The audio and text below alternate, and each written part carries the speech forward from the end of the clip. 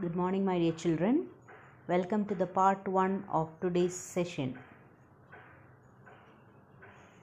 In this module, we'll be dealing with work done by a variable force and work energy theorem for a variable force. So we have already studied the work done by a constant force is equivalent to F dot ds.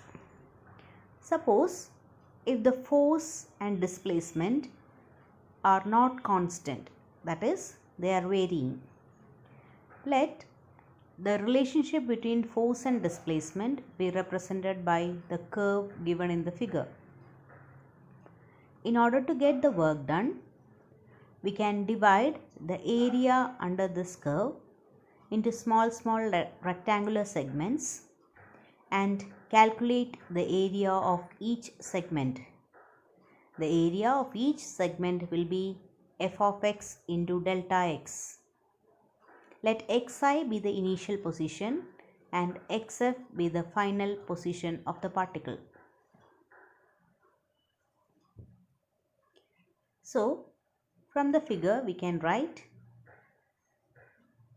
sigma from xi to xf, limit delta x tends to 0, f of x delta x is equivalent to integral xi to xf f of x dx. That is, if you are calculating the area under the curve by dividing it into smaller rectangular segments and adding the total area, you will get the total work done. Hence, we can say the work done by the component f of x of the varying force as the particle moves from xi to xf is exactly equivalent to the area under this curve, which is given by w is equivalent to integral xi to xf f of x dx. This is the equation for work done by a variable force. We had already discussed about the work energy theorem for a constant force. Now let us discuss the same theorem for a variable force. We have studied that kinetic energy K is equivalent to half mv square. Taking the derivatives on both sides, d by dt of K is equivalent to d by dt of half mv square. Half and m are constants and can be taken outside the differential sign. We have already studied that d by dx of x raised to n is equivalent to n x raised to n minus 1. So, d by dt of v square can be written as d by dv of v square into dv by dt. D by dv of v square is v raised to 2 minus 1 by 2 minus 1, which is v. Hence, dk by dt will be m into dv by dt into v. We know dv by dt is equivalent to acceleration a and ma is equivalent to force F. So, dk by dt will be F into v. V can be written in terms of displacement x as F into dx by dt.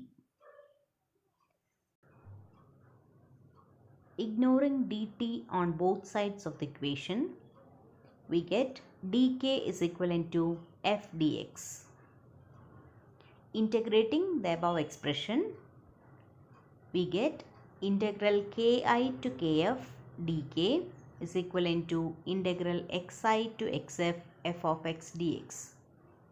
Here ki and kf are the initial and final values of kinetic energy, and xi and xf are the initial and final positions. So, integral of dk is k. Substituting the limits, upper limit minus the lower limit, we get LHS is equivalent to kf minus ki. We had already discussed in the previous slide that the right hand side will be equivalent to the work done by a variable force. Hence, we can conclude that the change in kinetic energy is equivalent to work done for a variable force.